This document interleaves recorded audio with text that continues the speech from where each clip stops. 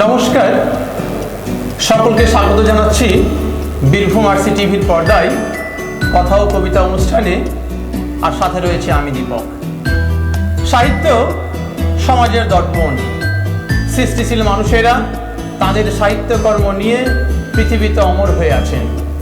সৃষ্টি ও সৃষ্টিশীল মানুষ নিয়ে আজ আমরা উপস্থিত হয়েছি বীরভূম আরসি টিভির পর্দায় কথা ও কবিতা অনুষ্ঠানে। আজ আমরা কথা বলবো বীরভূম জেলার এবং সন্নিহিত ঝাড়খণ্ডের দুজন কবির সাথে। শুনবো তাদের কবিতা যাপন, কথা ও স্বরচিত কবিতা। আসুন শুরু করি আমাদের পথ চলা। বীরভূম আরসি টিভির পর্দায় আপনাদের উভয়কেই স্বাগত ও নমস্কার জানাই। নমস্কার। প্রথমেই চলে যাচ্ছি চিন্ময়বাবুর কাছে। আমরা জানি বিখ্যাত কথা সাহিত্যিক শৈলজানন্দ মুখোপাধ্যায়ের জন্মস্থান রূপসপুর। সেই গ্রামেরই মানুষ কবি চিন্ময় চ্যাটার্জি, যিনি বর্তমানে বিভিন্ন পত্রপত্রিকায় লিখে চলেছেন গর্বের সাথে, সুনামের সাথে। আচ্ছা চিন্ময়বাবু, বর্তমানে আপনি কি করেন? আমি বর্তমানে গৃহশিক্ষকতা করি। ক্লাস 5 থেকে 10 পর্যন্ত আমি পড়াই। বাংলা, ইংরেজি, অঙ্ক, এই 3টে সাবজেক্ট আমি ছাত্রছাত্রীদেরকে দেখাই। কিভাবে আপনি সাহিত্য জগতে প্রবেশ করলেন? দেখুন, আমি স্কুল জীবন থেকেই আমি লেখালেখি করি। নাকড়াকন্দা হাই স্কুলে আমি পড়তাম। সেই নাকড়াকন্দা হাই স্কুলে স্কুল ম্যাগাজিন ছিল সাময়িকী। সেই সাময়িকীতে আমার প্রথম লেখা প্রকাশিত হয়। যখন আমি ক্লাস 9-এ পড়ি তখন আমার সুদূরের পথে কবিতাটি প্রকাশিত হয়, এবং ক্লাস 10-এ যখন আমি পড়ি তখন রুনি বাগদিনী বলে একটা গল্প প্রকাশিত হয়। এইভাবেই আমার পথ চলা শুরু। শৈশব থেকেই কবি সাহিত্যের বাতাবরণ পেয়েছেন এবং সাহিত্য চর্চা নিরলসভাবে করে চলেছেন। এখন দর্শক শ্রোতা বন্ধুদের সামনে একটা সুন্দর কবিতা উপহার দিন। আমি প্রথমেই একটা কবিতা আপনাদের শোনাচ্ছি। এটা হচ্ছে সৃজনী সাহিত্য পত্রিকা থেকে সাল সংখ্যায় 1425 দুবরাজপুর বীরভূম থেকে প্রকাশিত হয়েছিল। কবিতার নাম দীর্ঘশ্বাস। চার্জিং মোবাইল, শুধু অস্থিরতা, গোপনে দূর থেকে দেখা, শুধু স্বপ্ন রেখা, কথা না বলা, শুধু ব্যাকুলতা, না বলা ভাষা, শেষ প্রেম ভালোবাসা। সে তো অনেক, সে তো রোশনায়, যাবে চলে দূর ঠিকানায়, জবনিকা হবে প্রেম ভালোবাসার। আয়ত নয়নে পাবে আভাস, নীরবে ফেকবে গভীর দীর্ঘশ্বাস। সুন্দর একটা বাস্তবধর্মী কবিতা কবি চিন্ময় চট্টোপাধ্যায় আমাদের সামনে প্রকাশ করলেন। কবি বলেছেন কবিতার মধ্যে আজকালকার যারা প্রজন্ম রয়েছেন, যেসব ছেলেমেয়ে রয়েছেন, তাদের মোবাইলে চার্জ না থাকলে কেমন অবস্থা হয় সে কথাই কবিতার মধ্যে ফুটে উঠেছে। ফিরে আসছি সত্যজিৎ দাস মহাশয়ের কাছে। বাংলার বাইরে যারা বাংলা ভাষার সমস্ত পত্রপত্রিকা প্রকাশ করে চলেছেন, শুভ্রা তার মধ্যে অন্যতম। আসুন পরিচয় করিয়ে দিই ঝাড়খণ্ড রাজ্যের সেই বাংলা ভাষার সৈনিকের সাথে, শুভ্রা পত্রিকার সম্পাদক এবং বিখ্যাত কবি সত্যজিৎ দাস মহাশয়ের সাথে। আচ্ছা সত্যজিৎ বাবু, কিভাবে আপনি লেখালেখি জগতে এলেন? লেখালেখি হচ্ছে আমার শৈশব থেকে। আমার একটা নেশা ছিল। তখন আমি রেডিও শুনতাম।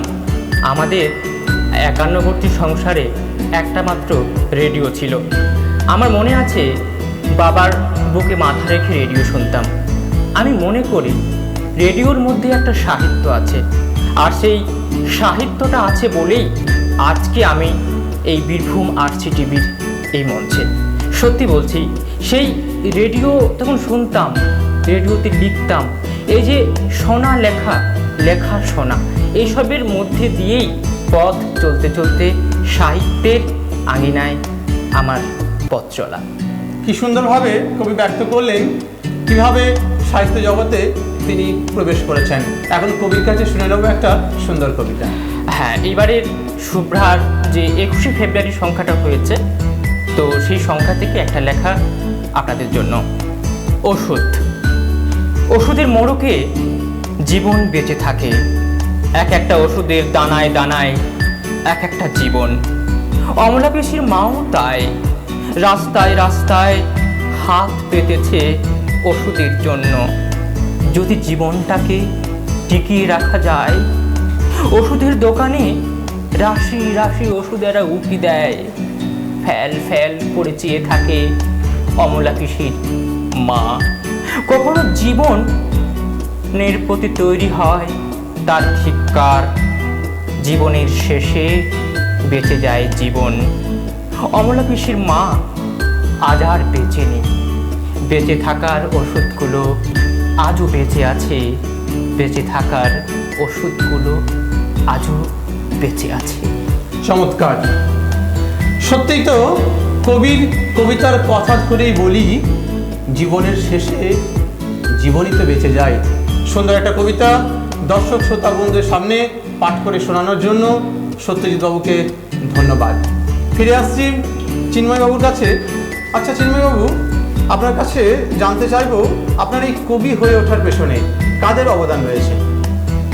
দেখুন, আমার দাদু স্বর্গীয় সীতারাম চট্টোপাধ্যায় গল্প কবিতা লিখতেন। ওই দাদুর কবিতা গল্প দেখে আমার মনে উদয় হয় যে আমিও কিছু লিখব। সেই থেকে এই ছাত্র জীবন থেকে শুরু করলাম দাদুর অনুপ্রেরণায় আমার লেখা। তাছাড়া বর্তমানে আমাকে যে কবিতা এখন লেখালেখি করছি, এখন উৎসাহ দিচ্ছেন আমার শ্রী মনিকা চট্টোপাধ্যায়, এবং আমাকে সর্বভাবে সহযোগিতা করছেন কবিতা লেখার জন্য ঐক্য পত্রিকার সম্পাদক তারাপদ হাজরা মহাশয় এবং যুবরাজপুরের সৃজনী পত্রিকার সম্পাদক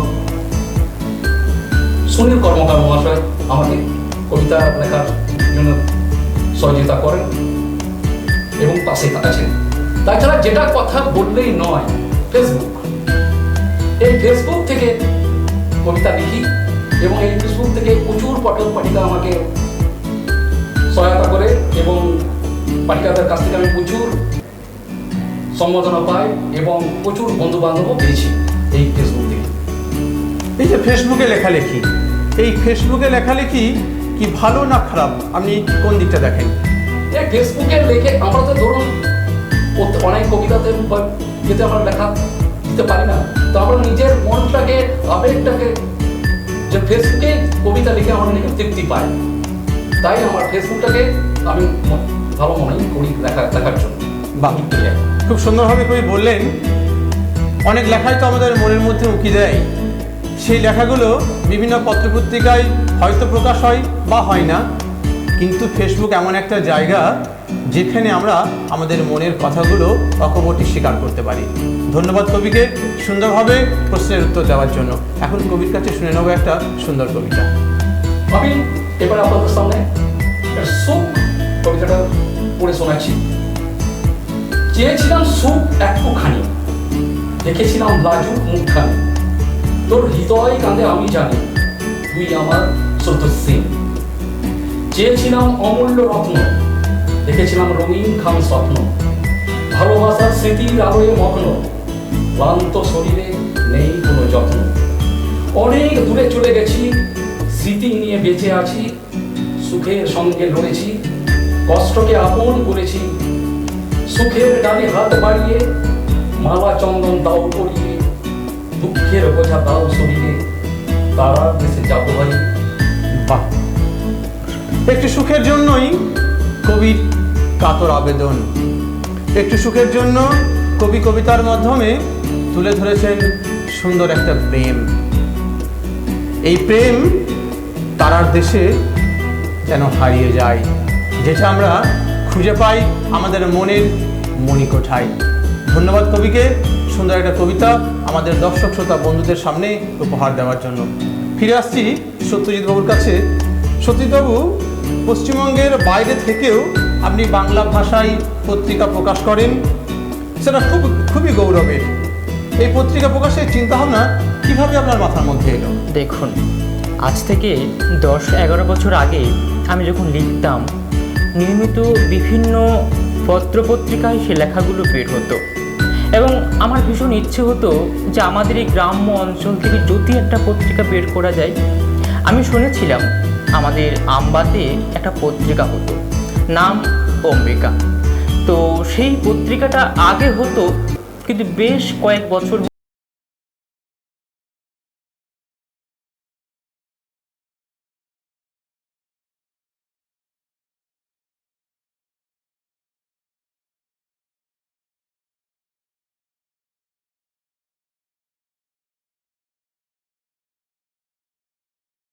পথ এগোতে চাই। আমি সৃষ্টিশীলকে ভালোবাসি।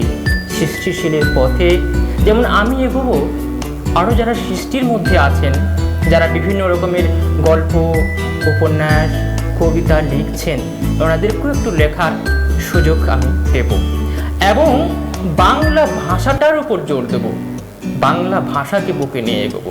তো এইসব বাংলা বাংলা বাংলা এসবকে নিয়েই বুকের মধ্যে রেখেই এই পত্র পত্রিকার যে স্রোত, সেই স্রোতে আসা। বাহ, বাংলা ভাষা মাতৃদুগ্ধ সম।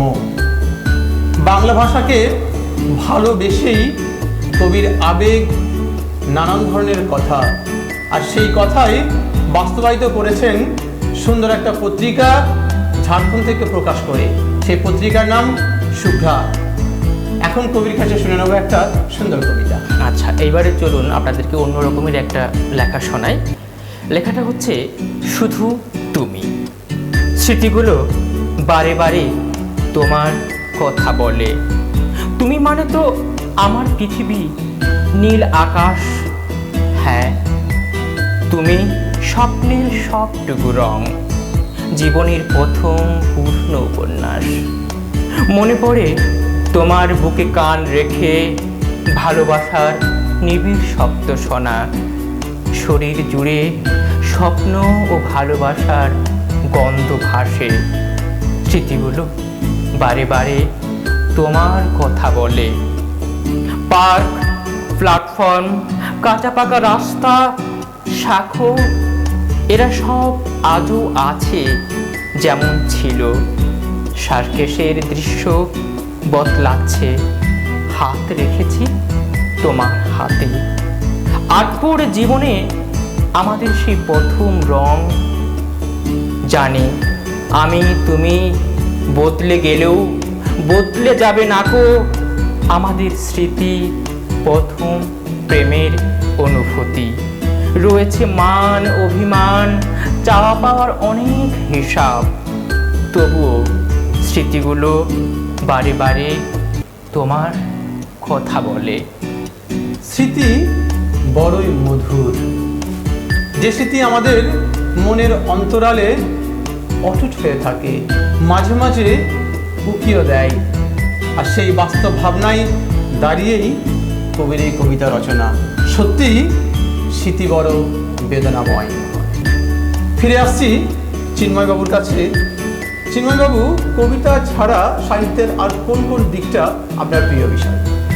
দেখুন, কবিতা ছাড়া আমি ছোট গল্প, যেমন ছোট গল্পগুলির মধ্যে যেমন রজনীগন্ধা, ভালোবাসার জীবন, এরকম অনেক ছোট গল্প আমি লিখেছি।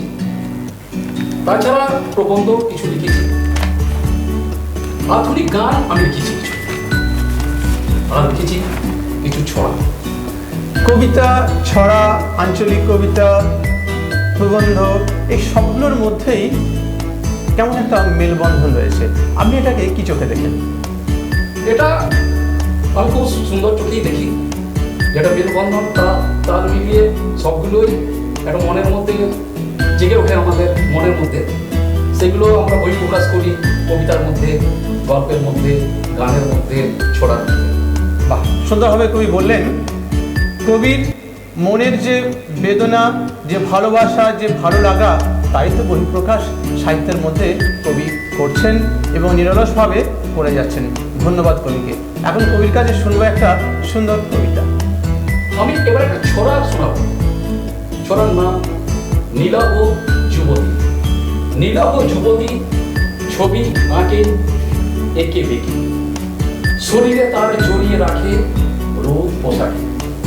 কত গান, কত সুর, সাথে থাকে রঙিন পাখি, রামধনু থাকে আর থাকে জোনাকি। সারাদিন খেলা করে, দিন যায় সুখে, সারা রাত মনে মনে কত ছবি আঁকে। যুগে যুগে বিরাজিত প্রেমের আলপনায় তুমি থাকো শুধু কবির কল্পনায়। ছড়া, ছড়া তো হাস্যরসাত্মক, ছড়া তো মনের কথাই বলে, ছড়া তো ভাবায়, ছড়া তো আমাদের ভালো লাগে। সেই সুন্দর একটা ছড়া আমরা শুনলাম কবির কাছে। এখন ফিরে আসছি সত্যজিৎ বাবুর কাছে। আচ্ছা সত্যজিৎ বাবু, শুভ্রা পত্রিকা বিষয়ে কিছু বলুন। দেখুন, শুভ্রা পত্রিকা হচ্ছে একটা সাহিত্যমূলক পত্রিকা, যেখানে আপনার মৌলিক সৃষ্টি, আপনার চিন্তা ভাবনা, আপনার ভালো লাগা, এই সবগুলোকে নিয়েই সেই শুভ্রা পত্রিকায় আমরা স্থান দিয়ে থাকি। এবং আজকে শুভ্রা পত্রিকা কিন্তু এবার বাংলার মানুষ যেমন জানেন, ওপার বাংলার মানুষও কিন্তু শুভ্রা সম্পর্কে অনেকটাই জেনে গেছেন। সত্যি বলতে কি, সাহিত্যের মধ্যে না একটা অন্যরকমের আনন্দ আছে। হ্যাঁ, সাহিত্যের ভিতরের খবর অন্যরকম। যারা পত্রিকা সম্পাদনা করেন, যারা এডিটর, ওনাদের বিভিন্ন অসুবিধার মুখোমুখি হতে হয়, কিন্তু একটা সুখ আছে পত্রিকা বের করে। বর্তমানে অনেক সম্পাদকই বলে থাকেন যে আমরা সৌজন্য কপি দিতে অপারগ, তো এ ব্যাপারে আপনি কি বলবেন? হ্যাঁ, দেখুন, একটা হাত দিয়ে তো শব্দ হয় না, দুটো হাতের কিন্তু দরকার রয়েছে। তাহলে দুটো হাত দিলে কি হয়? শব্দ হয়। অর্থাৎ একটা হাত দিয়ে কিন্তু শব্দ হয় না, দুটো হাতের কিন্তু দরকার রয়েছে। তাই সেই ক্ষেত্রে এডিটর রাইটার এবং রাইটার এডিটর, এই দুটো জিনিসের একটা মেলবন্ধন হতে হবে। আসলে আমরা যারা পত্রিকা বের করি, আমরা অনেক আর্থিক সমস্যায় জর্জরিত হই। বিশেষ করে আমি যখন শুভ্রা পত্রিকা বের করতাম বা এখনও, আমাকে অনেক আর্থিক সমস্যার মুখোমুখি হতে হয়েছে। আমি অনেকের কাছে ধার নিতে হয়েছে অ্যামাউন্ট, অনেকের কাছে সুদের উপর অর্থ নিতে হয়েছে। তো সেই সব যে দুঃখ, যেগুলো যিনি পত্রিকা বের করছেন, একমাত্র তিনিই হাড়ে হাড়ে রক্তে রক্তে অনুভব করেন। তাই সৌজন্য সংখ্যার আশা না করে আমরা যদি সামান্য একটা পত্রিকার যেটুকু মূল্য, ধরুন 20 টাকা বা 80 টাকা, যেটাই মূল্য হোক না কেন, সেই মূল্যটা দিয়ে পত্রিকাটা কেনাটা কি সত্যি খুব অন্যায়ের? আমার মনে হয় একটা আনন্দ আছে এর মধ্যে। একটা সাহিত্য পত্রিকা বা একটা বই আমি যদি একটু আর্থিক দিয়ে কিনে নিই, তাহলে একটা আনন্দ আছে। সেই আনন্দটা কিন্তু আমাদেরকে বুঝতে হবে। তাই আমার ভিতরে মনে হয় যে সৌজন্য সংখ্যাটুকু জন্য এইভাবে অনেকের অপেক্ষা থাকে যে আমার লেখা বের হয়েছে, অমুক সংখ্যা আমার হাতে এলো না কেন। কিন্তু ওনাদের কাছে আমি অনুরোধ করব যে ওইভাবে সৌজন্য সংখ্যার আশা না রেখে যদি একটু সম্পাদককে একটু সহযোগিতা করা যায়, তাহলে মনে হয় ভালো হয়। বাহ, খুব সুন্দরভাবে কবি সম্পাদক বললেন। বর্তমানে পত্রপত্রিকা সম্পাদনা করা সত্যিই খুব দুরূহ ব্যাপার, নানান ধরনের আর্থিক সমস্যার মধ্যে পড়তে হয়। কবি এ কথাও জানালেন যে টাকাও ধার নিতে হয়। সাহিত্যের প্রতি এমন অনুরাগ না থাকলে এইভাবে কি সাহিত্য রচনা বা পত্রিকা প্রকাশ করা সম্ভব? ধন্যবাদ কবিকে সুন্দরভাবে বাংলা সাহিত্যকে এগিয়ে নিয়ে যাওয়ার জন্য।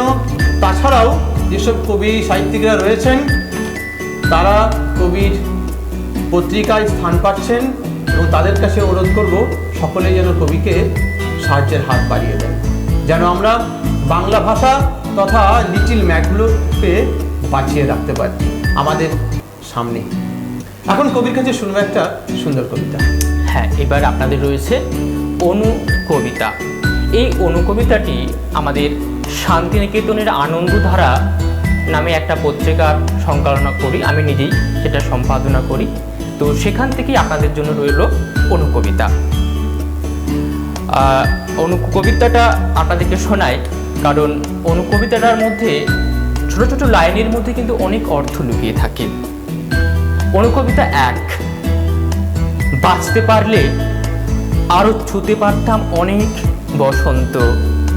অফুরান বাকি কথা সে এখনো শেষ হয়নি। নিংড়ে নেওয়া জীবনের কালি কখন যে শেষ হয়ে গেছে বুঝতেই পারিনি। অনুকবিতা 2। শ্যামল পলাশের বনে সেই তুমি আর আমি কি যেন হাতড়ে বেরিয়েছি শরীর মিশিয়ে, কি যেন হাতড়ে বেরিয়েছি।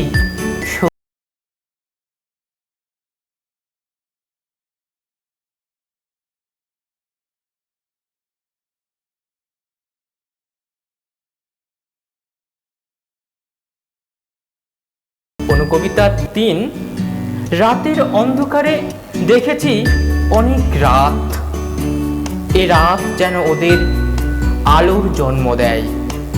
বেঁচে থাকা মুখগুলো বড়ই নিষ্পাপ, বেঁচে থাকা মুখগুলো বড়ই নিষ্পাপ। রাস্তার পর রাস্তা, রাতের পর রাত খেয়ে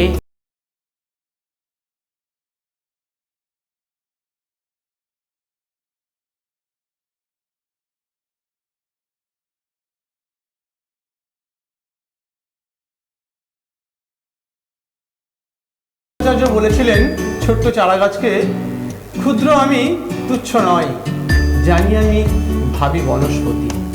এই সুন্দর সুন্দর অনুকবিতাগুলো সত্যি ব্যর্থ। আমাদের মনের সামনে, আমাদের সমাজের সামনে কি বিশাল না বার্তায় এই ছোট ছোট কবিতাগুলো দেয়, যেগুলো আমরা পাঠকেরা পড়ে অনুভব করতে পারি রন্ধ্রে রন্ধ্রে। ধন্যবাদ কবিকে সুন্দর 3খানি অনুকবিতা পাঠ করার জন্য। ফিরে আসছি চিন্ময়বাবুর কাছে। চিন্ময়বাবু, এই যে সাহিত্য রচনা, সাহিত্য চর্চা, এটা কি আপনার নেশা নাকি পেশা, কি বলবেন আপনি? দেখুন, লেখালেখিটা পেশার চোখে আমি দেখি না, তবে বলতে পারেন এটা আমার কাছে ওয়ান কাইন্ড অফ নেশা। আমন্ত্রণ পেলেই ছুটে যাই সাহিত্য সঙ্গে। আমরা শুনলাম কবির কাছে কবি তো শিক্ষকতা করেন, অর্থাৎ শিক্ষকতায় কবির পেশা, আর নেশা হলো সাহিত্য রচনা, সাহিত্য চর্চা। সাহিত্যের প্রতি গভীর ভালোবাসা না থাকলে এদিক থেকে ওদিক, ওদিক থেকে এদিক আমন্ত্রণ পেয়ে যাওয়া যায় না। ধন্যবাদ কবিকে। এখন কবির কাছে একটা সুন্দর কবিতার অপেক্ষায়। এবার আপনাদের সামনে কবিতা পড়ে শোনা যাচ্ছি। এই সমাজের যন্ত্রণাগুলো তুলে ধরছি এই কবিতার নাম যন্ত্রণা। কবি, অন্ধকারে হারিয়ে যাওয়া আমি সেই স্বপ্ন, জানো আমার কথা, ঠান্ডা ঘরে থেকে বুঝবে কি আমার ব্যথা। দারিদ্রতার কথা বলো, জানো ওদের দুঃখ কষ্ট, ক্ষুধার চোটে বিক্রি নিজস্ব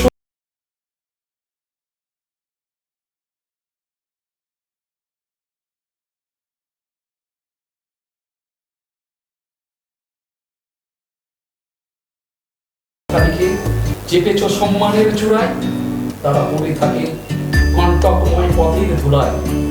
বিবেকের হাত বাড়িয়ে রঙ্গন আর গোলাপ নিয়ে আসে, থাকবি যেদিন কবি রাস্তায় নেমে গরিবের পাশে। বাহ, সুন্দর একটা কবিতা পাঠ করে শোনালেন কবি চিন্ময় চট্টোপাধ্যায় মহাশয়। কবি সমাজের নানান ধরনের যন্ত্রণাগুলো তুলে ধরেছেন, লিখেছেন তার কবিতার মধ্যে। এই যন্ত্রণার খবর আমরা অনেকেই হয়তো রাখি না, তাই তো কবির আবেদন, আসুন আমরা সকলে মিলে সাহায্যের হাত বাড়িয়ে দিই সমাজে হারিয়ে যাওয়া মানুষদের পাশে, দাঁড়াই তাদের কাছে, শুনবো তাদের অনেক কথা। ধন্যবাদ কবিকে, সুন্দর একটা কবিতা আমাদের সামনে পাঠ করে শোনালেন। এখন চলে যাব সত্যজিৎ বাবুর কাছে।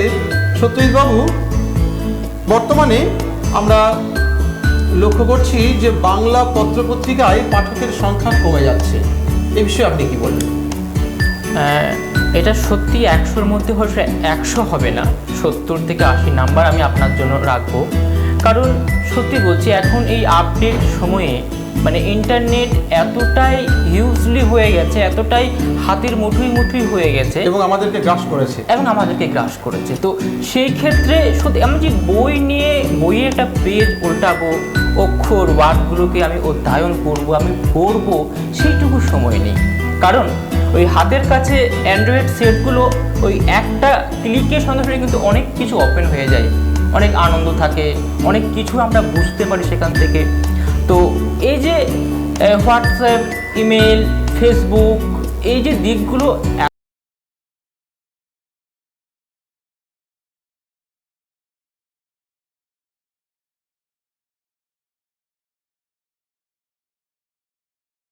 করে আসছেন। তবে একটা কথা ঠিক, যারা সাহিত্য ভালোবাসে, যারা বই ভালোবাসে, যারা লেখা পড়তে ভালোবাসে, তারা কিন্তু পড়বেই, বই সংগ্রহ করবেই। বাহ, খুব সুন্দর কথা বললেন কবি। যারা সাহিত্য ভালোবাসে, যারা বই পড়তে ভালোবাসে, নানান ধরনের ফেসবুক, হোয়াটসঅ্যাপ, টুইটার, মেসেঞ্জার থাকা সত্ত্বেও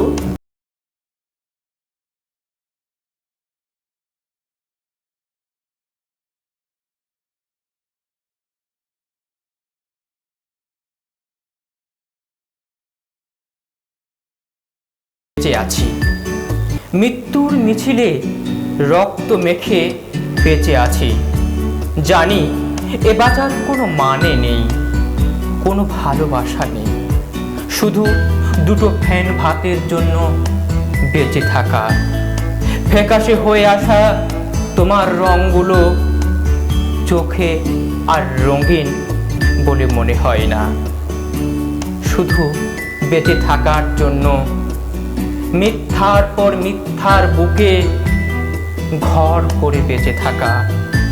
একদিন এ ঘর ভাঙবে, ফুরফুরে হাওয়ায় উড়ে যাবে তার ধূলিকণা। বেঁচে থাকার ভয় থাকবে না আর। সেদিন রঙিন হব, রঙিন স্বাধীনতায়। সেদিন রঙিন হব, রঙিন স্বাধীনতায়। চমৎকার। বেঁচে আছি কবিতাটা সত্যিই খুব সুন্দর। যে কবিতায় কবি বলেছেন নানান ধরনের প্রতিকূলতা থাকা সত্ত্বেও আমরা কিন্তু আমাদের পা সামনের দিকেই বাড়াবো। আশার আলো নিয়েই তো মানুষ বেঁচে থাকে। সেই আশার আলোকে পাথেয় করেই কবির পথ চলা এবং কবিতা রচনা। ধন্যবাদ কবিকে সুন্দর একটা কবিতা আমাদের দর্শকদের শোনানোর জন্য। ফিরে আসছি চিন্ময়বাবুর কাছে। চিন্ময়বাবু, আধুনিক যে সাহিত্য চর্চা, সেই সাহিত্য চর্চা সম্পর্কে আপনার কি মতামত? দেখুন, আজ আমার কাছে এই সামনে এত একটা কঠিন সব প্রশ্ন উঠে এসেছে যে এই আধুনিক সাহিত্য চর্চা সম্পর্কে আমার মতামত এই বিষয়ে সম্পর্কে বিশ্লেষণ করা এই আমার ক্ষুদ্র মস্তিষ্কে দ্বারা সম্ভব। তবুও নিজের ভাবমূর্তি দিয়ে মতামত দেওয়ার চেষ্টা করছি। বাংলা সমাজ ও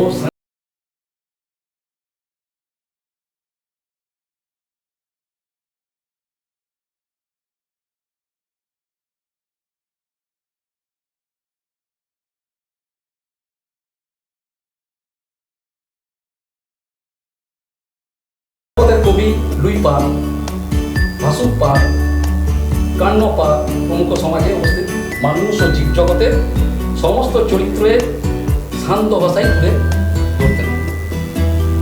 পরবর্তী মধ্যযুগে সাহিত্য চর্চা ভিন্ন রূপ ধারণ করে। কবি সাহিত্যিকগণ সাধারণত পৌরাণিক তথ্য নির্ভরশীল ছিলেন, যেমন রামায়ণ, মহাভারত প্রভৃতি। আবার কিছু লোককথা মূলক গল্প স্থান পেয়েছে, যেমন আলী বাবা 40 জন, সতী বেহুলা, বিভিন্ন দেবদেবীর যেমন দুর্গা, মনসা, ধর্মরাজ প্রভৃতি সাহিত্য জায়গা করে নেয়। এরপর দেশে বিদেশে বৈদেশিক উপনিবেশ স্থাপনের ফলে সংস্কৃতি চর্চার আমূল পরিবর্তন ঘটে। ভারতবর্ষে যখন মুদ্রণ যন্ত্রের আবির্ভাব, তখন থেকেই সাহিত্যের ধারা এক ভিন্ন স্বাদে হয়। এক্ষেত্রে হিকি, ডেভিড হিয়ার, রাজা রামমোহন রায় প্রমুখ উল্লেখযোগ্য।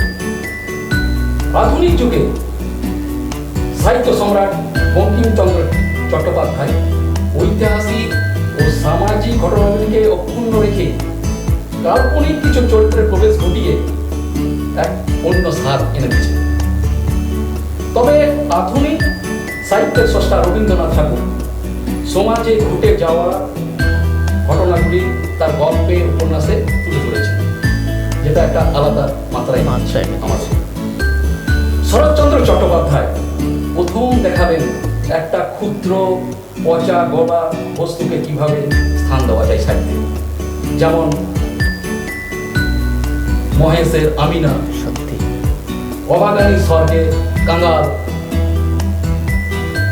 এরপর সাহিত্যের দুর্বার গতিবেগ আর গতিবেগ চলেছে, আর মন্থর হয়নি। আজ আমরা আধুনিক যুগে তার নিজের বাস্তব অভিজ্ঞতা ও সমাজে ঘটে যাওয়া ঘটনাগুলিকে ক্রমশ আঙুল তুলতে শুরু করেছি। বৈদ্যুতিন মাধ্যমে সাজিয়ে বিভিন্ন সাহিত্যিকের আবির্ভাব হয়েছে, নিজেদের মতামত প্রকাশ করতে পারছি এবং সাহিত্যের রচনার ক্ষেত্রে বাস্তবমুখী হতে পেরেছি।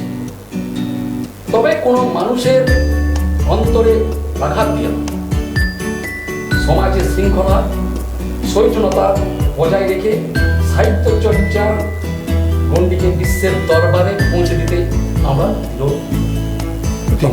সংকল্প করেছি।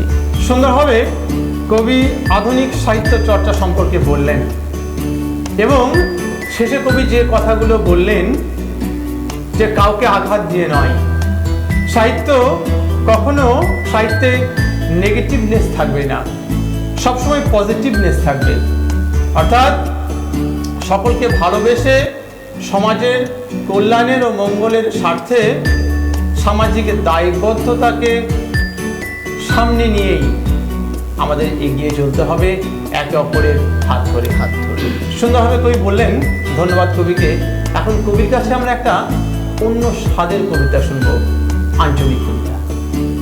এবারে একটা আঞ্চলিক কবিতা শোনাচ্ছি, হারিয়ে যাওয়া।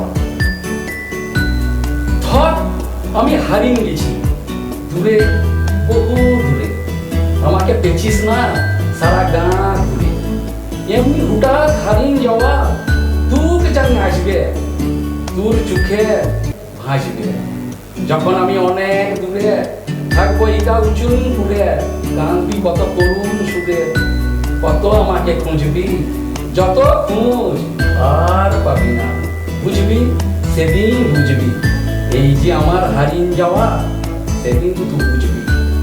যেদিন আমি হারিয়ে যাব তুই হাসবি, ভাববি লুকু চুবি, আসবে কুকির আসবে, হয়তো তুই হাসবি। দেখবি যখন আমি আর না, বুঝবি সেদিন আমাকে তোর চাই, সেদিন তোর মিছে হাসি বুঝবে। এই যে আমার হারিয়ে যাওয়া সেদিন তুই বুঝবি।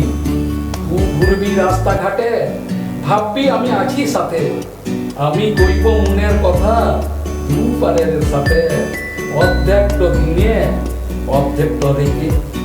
বাহ, খুব সুন্দর। প্রেমিকা এবং প্রেমিকের যে বিরহ, যে হারিয়ে যাওয়া, যে কাছাকাছি আসা, তারই গভীর উপলব্ধি কবি করেছেন এবং সুন্দর একটা আঞ্চলিক কবিতা কবি লিখেছেন। ধন্যবাদ সুন্দর একটা আঞ্চলিক কবিতা পাঠ করে শোনানোর জন্য। ফিরে আসছি সত্যজিৎ বাবুর কাছে। আচ্ছা সত্যজিৎ বাবু, বর্তমানে আপনি পশ্চিমবঙ্গে বাস করেন, আপনি ভিন্ন রাজ্য থেকে বাংলা পত্রিকা প্রকাশ করে চলেছেন।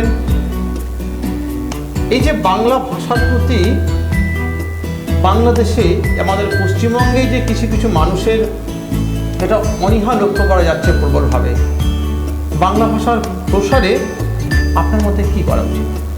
সত্যি বলছি, এটা শুনলে না বুকের ভেতরটা একটা অন্যরকম শিহরণ হয়ে যায়। যে ভাষার জন্য মানুষ রক্ত দিয়েছে, যে ভাষার জন্য রক্তের স্রোত ভাসিয়ে দিয়েছে। আমাদের মনে আছে 1952 21শে ফেব্রুয়ারি, সেদিন কি না ঘটেছিল। আমার ভাষা বাংলা, আমার মায়ের ভাষা বাংলা, তাই আজকের এই দিনে, আজকের এই আপ টু ডেটে আমরা এসে যখন হাজির হয়েছি না, তখন ইংরাজিটার উপর আমরা ভীষণভাবে জোর দিচ্ছি, কিন্তু আমরা ভুলে যাচ্ছি যেন আমরা কোথাও যেন আমাদের শিকড়টাকে ভুলে যাচ্ছি।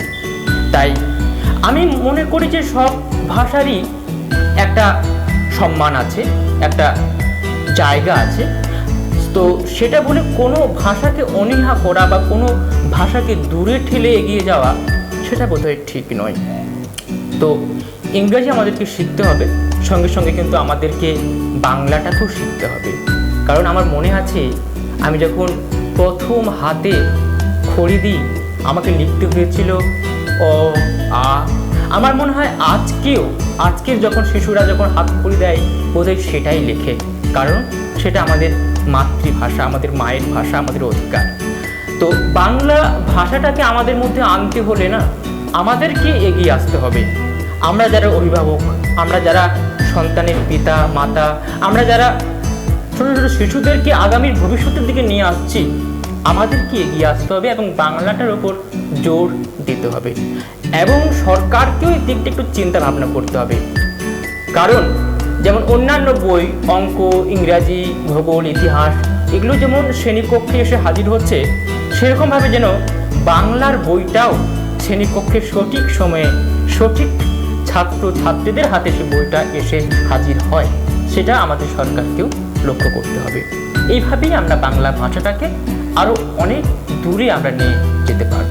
বাহ, সুন্দরভাবে কবি ব্যক্ত করলেন বাংলা ভাষার নানান ধরনের দিকের কথা।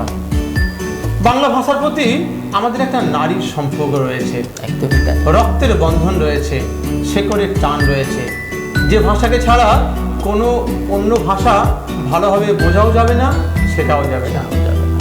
সুন্দরভাবে কবি বললেন আমাদের সামনে। এখন কবির কাছে একটা সুন্দর কবিতার অপেক্ষায়। এবার বলি ভালোবাসা। বৃষ্টি পড়ছে, আকাশটা ঘন কালো, সাদা মেঘ, কালো মেঘ, এগুলো ভাসছে। শুধু কি ভাসছে মেঘ?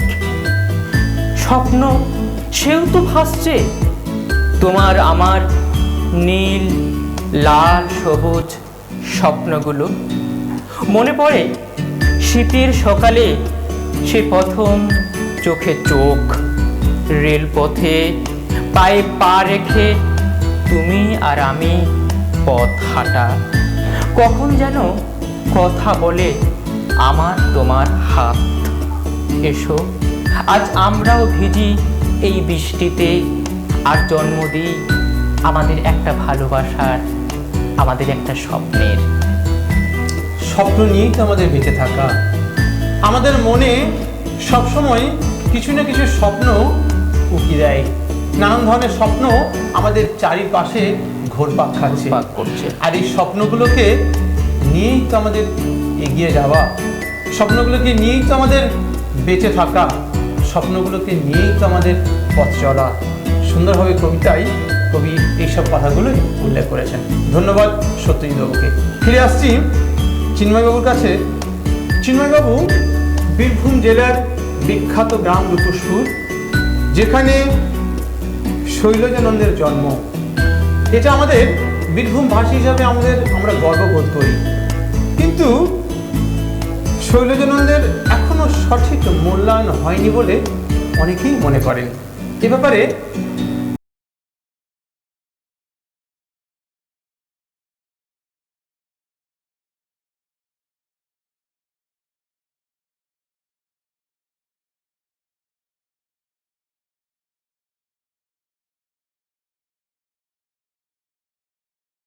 কথা লিখে শৈলজানন্দ মুখোপাধ্যায়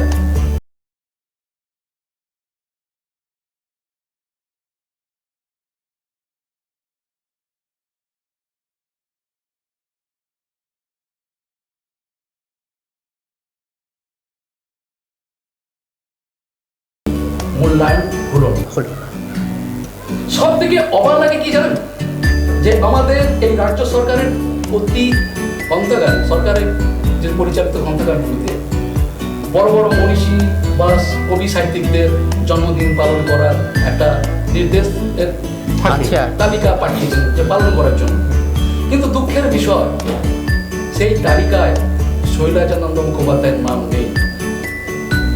তাই আমার কাছে কাতর আবেদন, যাতে ওই লিস্টে পশ্চিমবঙ্গ সরকার যা শৈলজানন্দ নাম লিস্টে রাখেন, হ্যাঁ। এবং পশ্চিমবাংলার প্রত্যেকটি গ্রন্থাগারে শৈলজানন্দের জন্মদিন পালন করা হয় এবং সেই থেকে শৈলজানন্দ বাবুকে সবাই জানবে এবং চিনবে। আমরা রূপসপুরের গ্রামে এবং তার মামার বাড়ি অন্ডাল গ্রামে, পশ্চিম বর্ধমান বর্তমানে এখন অন্ডাল গ্রাম, সেখানে আমরা 19শে মার্চ শৈলজা বাবুর জন্মদিন পালন করি মহা ধুমধাম সহকারে এবং মনোমূর্তিতে আমরা মাল্যদান করি। তাই আশা রাখবো শৈলজানন্দের নাম যাতে চারিদিকে ছড়িয়ে পড়ে এবং সঠিক মূল্যায়ন যেন হয়, তার জন্য আমার কবি বন্ধু সাহিত্যিক বন্ধুদেরকে আমি অনুরোধ জানাই। অবশ্যই। বীরভূমবাসী হিসাবে আমরাও কবির সুরে সুর মিলিয়ে বলি, শৈলজানন্দ শুধু একটা নাম নয়, শৈলজানন্দ একটা প্রতিষ্ঠান, যেখানে রয়েছে সাহিত্য, অভিনেতা, নানান কিছু। আর আমাদের ঘরের মানুষকে কি ভোলা চলে? সকলের কাছে আমাদের বীরভূম আরসি টিভির পক্ষ থেকে আবেদন, আমরা যেন বীরভূমবাসী হিসাবে শৈলজানন্দের রচনা বাড়িতে রাখি পড়ার জন্য, একদমই তাই। যাতে আমাদের কাছের ছেলেমেয়েরা জানতে পারে শৈলজানন্দ মুখোপাধ্যায় আসলে কে ছিলেন। আসলে আমরা জানি চ্যারিটি বিগিনস অ্যাট হোম, বাড়ি থেকেই তো সব কিছু শুরু করা যায়। ফিরে আসছি কবির কাছে আরও একটা সুন্দর কবিতার অপেক্ষায়। এবারেও আমি একটা আঞ্চলিক কবিতা পড়ে শোনাবো।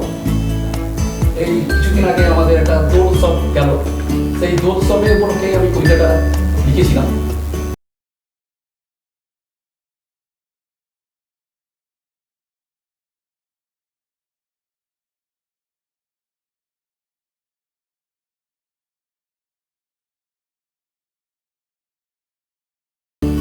তুই যে আমার পিরানের সখী, রাঙ্গাইন দিব মুখ, পলাশ ফুলে পরাবো মালা, দুল পরবে পাবি কত সুখ, বাঁশি বাজাবো শ্যামুল তলায়, কইব কত মনের কথা, মলিয়ের গন্ধে মাতাল নিয়ে ঘুরবো কত গীতা শিখা, ভালোবাসার চুমু দিয়ে ভরাইন দেবো দুঃখে, মাথাটা হিলাইন দিয়ে রাখবো তোর বুকে, সুয়াগ দিয়ে ভরাইন দিবি মুখ, আজ দুল পরবে দুঃখে পেয়ে মনে হচ্ছে এটাই বৃন্দাবন। সুন্দর একটা আবেগ কবি আমাদের সবার সামনে তুলে ধরলেন। সত্যিই তো রং আমাদের মনকে রাঙিয়ে দেয়। কিসে রাঙিয়ে দেয়? ভালোবাসায়, সহমর্মিতায়। সুন্দর একটা আঞ্চলিক কবিতা কবি পাঠ করে শোনালেন। দোল উৎসবকে কেন্দ্র করে আদিবাসী প্রেমিকের মনে আশা আকাঙ্ক্ষা ফুটিয়ে তোলার চেষ্টা করেছেন কবিতার সুন্দর আঞ্চলিক কবিতার মাধ্যমে। ধন্যবাদ কবিকে। সুন্দর পরপর দুখানি আঞ্চলিক কবিতা রসবোধের আমাদের জায়গা করে দিয়েছে। ফিরে আসছি সত্যজিৎ বাবুর কাছে। সত্যজিৎ বাবু, শুদ্ধা পত্রিকা তো আপনার নিজস্ব পত্রিকা, তাছাড়াও তো আনন্দধারা রয়েছেই বোলপুরের। এই দুটো পত্রপত্রিকা ছাড়াও আর কোন কোন পত্রপত্রিকার সাথে আপনি যুক্ত রয়েছেন? দেখুন, আজ থেকে প্রায় 10-11 বছর আগের থেকে আমি পত্রপত্রিকায় লেখালেখি শুরু করি এবং বিভিন্ন পত্রপত্রিকার সাথে আমি যুক্ত আছি। আমার খুব ভালো লাগে যে আমি যে গ্রাম অঞ্চলে আছি সেখানে সাহিত্যের কোনো আকাশ নেই। আমার আশেপাশের যারা আছেন তারা সাহিত্য সম্পর্কে খুব একটা ওয়াকিবহুল কিন্তু নয়, কিন্তু আমার খুব ভালো লাগে যে আমি বিভিন্ন ধরনের পত্রপত্রিকায় লিখছি, বিভিন্ন অনুষ্ঠানে আসছি। আজকে যেমন আপনাদের বীরভূম আরসি টিভিতে এসেছি, সত্যি এগুলোর মধ্যে একটা আনন্দ আছে। তো আমার লেখা পত্রপত্রিকা কিন্তু অনেক আছে, যেমন টুকলু, তারপর স্বপ্ননীল, তারপর স্বপ্ননীড় আছে, আমাদের বীরভূম থেকেই হয়। এছাড়া আনন্দধারা তো রয়েছে, আরও অনেক পত্রপত্রিকা আছে যেগুলো হয়তো আমি নাম করতে গেলে হয়তো আজকে অনুষ্ঠানটাই সময়টা শেষ করে ফেলবো।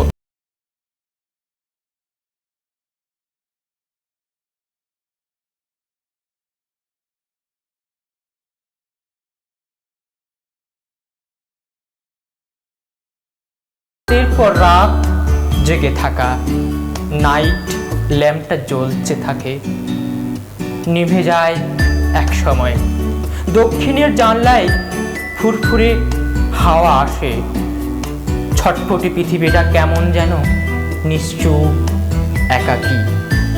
রাতচোরা পাখি বিকট শব্দে উড়ে যায়, ঝিঝি পোকার আলো বেঁচে থাকার স্বপ্ন আনে। রাত বিছানায় এক কোণে রোদ্দুর শুয়ে থাকে, ঘন কালো চুলের ভিতর একটা পৃথিবীর জন্ম হয়।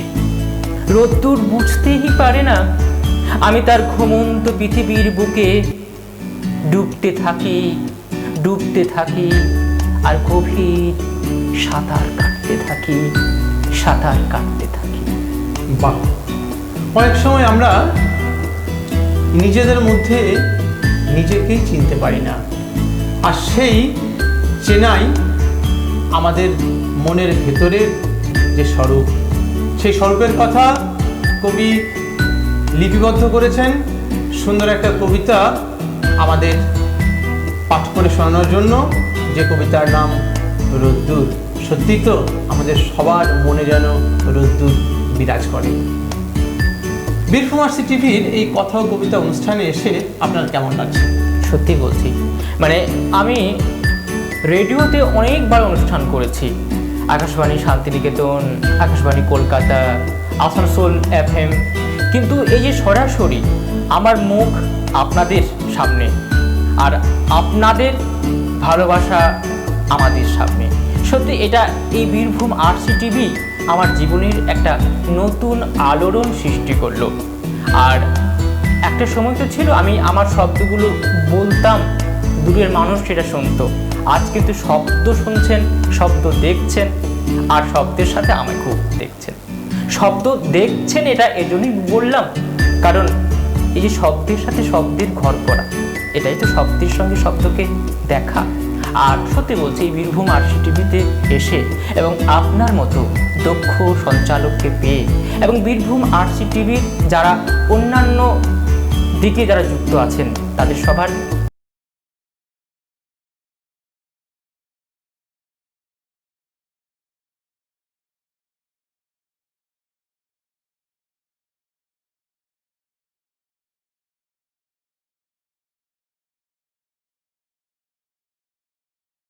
খুব গর্বিত আপনাদেরকে এই অনুষ্ঠানে যুক্ত করতে পেরে। চিন্ময়বাবু, আপনার কেমন লাগছে বীরভূম আরসি টিভির পর্দায় এসে? দারুণ, আমি খুব খুশি। আমার কথাগুলো আমি অনেক কিছু বলতে চাইছি, মানে আমি ভাষায় প্রকাশ করতে পারছি না এখানে এসে।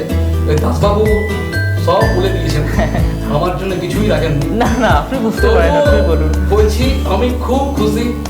আরসি টিভিতে চ্যানেলে অসংখ্য ধন্যবাদ আরসি টিভিকে, এবং সঞ্চালক আমাদের দীপক পণ্ডিতকে খুবই ভালো লাগলো, এবং আমি এইখানে অনুষ্ঠানে এসে তার সঞ্চালক খুব ভালো লাগলো।